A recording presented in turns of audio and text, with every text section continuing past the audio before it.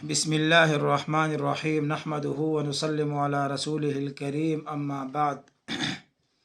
سیرت النبی صلی اللہ علیہ وسلم کا 58 نمبر سبق ہے۔ جناب رسول اللہ صلی اللہ علیہ وسلم قباء بستی سے بنو سالم پہنچے۔ وہاں پر آپ نے جمعہ کی نماز ادا کی، آپ کے ساتھ 100 آدمی تھے،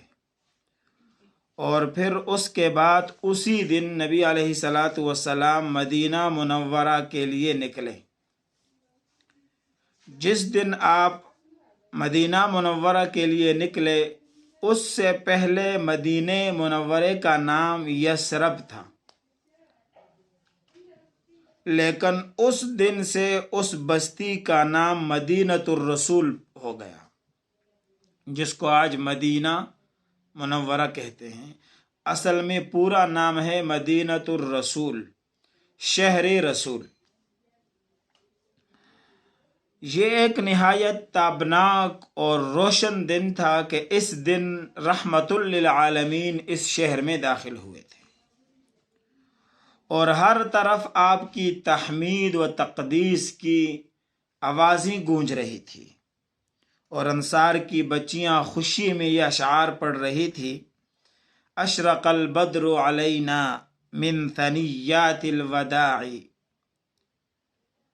ماہ تمام ہمارے اوپر ان پہاڑوں کے چوٹیوں سے طلوع ہوا۔ وجب الشکر علینا ما دعا للہ داعی، اور ہمارے اوپر شکر واجب ہے، کیسا عمدہ دین اور تعلیم ہے۔ ایھا المبعوث فینا، اے بھیجے ہوئے ہمارے درمیان، جئت بالامر المطاع، اطاعت فرض تیرے حکم کی ہے، یعنی ایسی اطاعت لے کر آئے ہیں کہ جس کو ماننا ضروری ہے۔ رسول اللہ صلی اللہ علیہ وسلم جب مدینۃ المنورہ میں داخل ہوئے تو ہر گلی ہر گھر کے سامنے لوگ کھڑے تھے، اور ہر ایک کی دلی تمنا یہ تھی کہ اللہ کے رسول میرے گھر میں چند لمحوں کے لیے یا مستقل تشریف لائیں اور میرے گھر کو یہ اعزاز بخشیں اور میرے مہمان بنیں۔ لہٰذا جیسے آپ گزرتے تو لوگ ہتھیاروں سمیت آپ کی حفاظت کے لیے کھڑے ہو جاتے، آپ کی اونٹنی کی نکیل پکڑتے اور کہتے: اے اللہ کے رسول، گھر بھی حاضر ہے، ساز و سامان حاضر ہے، تشریف لائیے۔ لیکن اللہ کے رسول ارشاد فرماتے: اس اونٹنی کو چھوڑ دو، یہ اللہ کی طرف سے معمور ہے، یعنی یہ اونٹنی جہاں بیٹھ جائے گی وہ میرے ٹھہرنے کی جگہ ہے۔ لہٰذا اونٹنی چلتے چلتے ایک مقام پر پہنچ کر بیٹھ گئی۔ وہ مقام ہے جہاں آج مسجد نبوی کی تعمیر ہو چکی ہے، اور آپ صلی اللہ علیہ وسلم اترے نہیں، ایک بار پھر سواری کو اٹھایا، اونٹنی تھوڑا آگے بڑھی، پھر واپس مڑی، اور جہاں پہلی بار بیٹھی تھی وہاں دوبارہ بیٹھ گئی، جس سے یقین پختہ ہو گیا کہ اللہ نے اس اونٹنی کو یہاں بٹھانے کا حکم دے دیا ہے۔ پھر اللہ کے رسول اونٹنی سے اترے، اور آپ نے قبیلہ بنو نجار کا جو محلہ تھا، یعنی رسول اللہ صلی اللہ علیہ وسلم کے ماموں کا قبیلہ تھا، جہاں رسول اللہ صلی اللہ علیہ وسلم کے والد گرامی حضرت عبداللہ مدفون ہیں، بنو نجار کے قبرستان میں، جب آپ کا وہاں انتقال ہوا تھا مدینہ منورہ میں۔ اس کے بعد رسول اللہ صلی اللہ علیہ وسلم وہیں پر تھے کہ ابو ایوب انصاری رضی اللہ تعالی عنہ اٹھے اور لپک کر کجاوا اٹھا لیا اور گھر کی طرف چلے۔ اس پر کافی لوگوں نے کہا ہمارے ساتھ جائیے، ہمارے ساتھ جائیے، لیکن اللہ کے رسول نے فرمایا آدمی اپنے کجاوے کے ساتھ ہوتا ہے، یعنی جس گھر میں کجاوا جاتا ہے آدمی اسی میں مہمان بنتا ہے۔ لہٰذا اللہ کے رسول ان کے گھر تشریف لے گئے، اور چونکہ ایک روایت میں ہے کہ آپ نے پوچھا بھی تھا کہ کون سا گھر قریب ہے، تو ابو ایوب انصاری رضی اللہ تعالیٰ عنہ اٹھے اور فرمایا میرا گھر قریب ہے سب سے زیادہ۔ تو پھر اللہ کے رسول صلی اللہ علیہ وسلم نے ارشاد فرمایا کہ آرام کے لیے جگہ تیار کر دیجئے، قیلولہ کرنے کے لیے، جو دن کے وقت کچھ دیر آرام کیا جاتا ہے، خاص طور پر دوپہر کے وقت عصر سے پہلے پہلے اور ظہر کے سمیت، یعنی ظہر کی نماز سے پہلے یا نماز پڑھ کر کچھ دیر آرام کرنا قیلولہ کہلاتا ہے۔ یہ سنت بھی ہے اور صحت کے لیے بہت مفید ہے۔ اب ایوب انصاری رضی اللہ تعالیٰ عنہ نے جگہ تیار کی اور پھر ارشاد فرمایا آپ دونوں تشریف لائیے، جگہ تیار ہے۔ اسعد بن زرارہ رضی اللہ تعالیٰ عنہ اٹھے اور اونٹنی کی نکیل پکڑی اور اپنے ساتھ لے کر جانے لگے، تو اللہ کے رسول نے وہ اونٹنی ان کو ہی دے دی، اور جب تک وہ اونٹنی زندہ رہی ان کے پاس رہی۔ اس کے بعد جناب رسول اللہ صلی اللہ علیہ وسلم وہیں پر تھے کہ مکہ مکرمہ میں جو آپ کی زوجہ مطہرہ ام المؤمنین حضرت سودا رضی اللہ تعالی عنہا، جس سے آپ کا دوسرے نمبر پر نکاح ہوا تھا، وہ اور نبی علیہ السلام کی دو صاحبزادیاں جو حضرت الکبریٰ رضی اللہ تعالی عنہا کی بطن سے تھی، حضرت فاطمہ اور ام کلثوم رضی اللہ عنہما، اور حضرت اسامہ بن زید اور ام ایمن، یہ حضرات بھی تشریف لے آئے،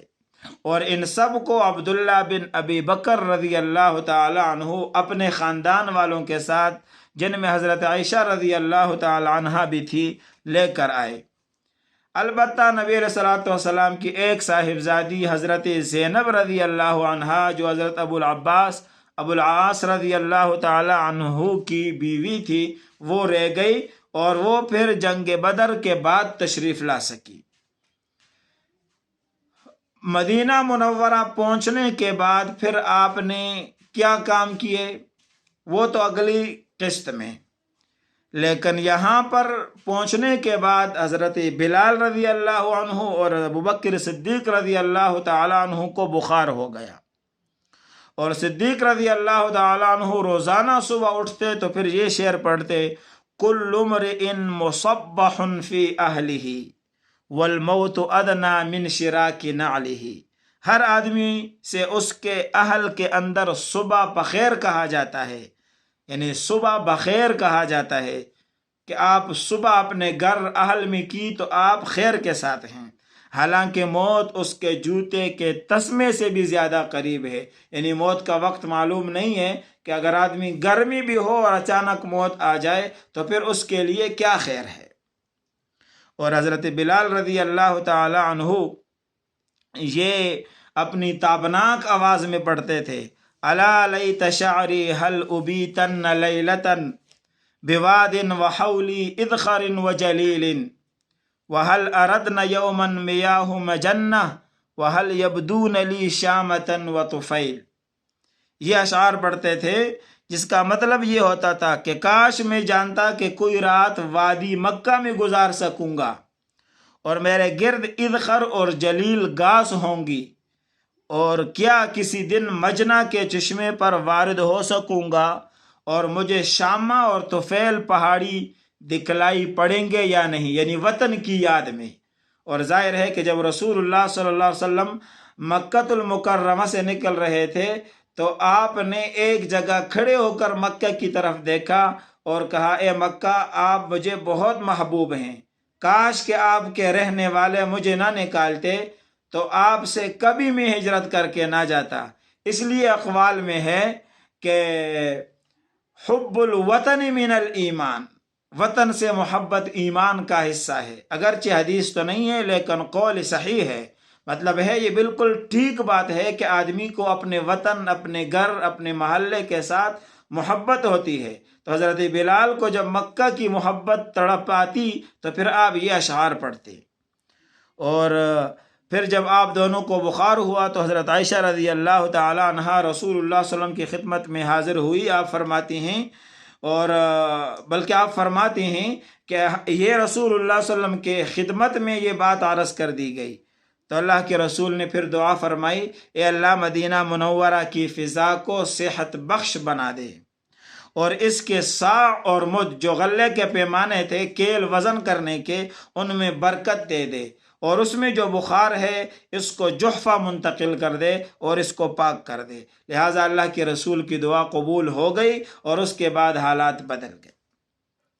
یہاں تک آپ نے مکۃ المکرمہ اور پھر ہجرت کی رویداد سنتے ہوئے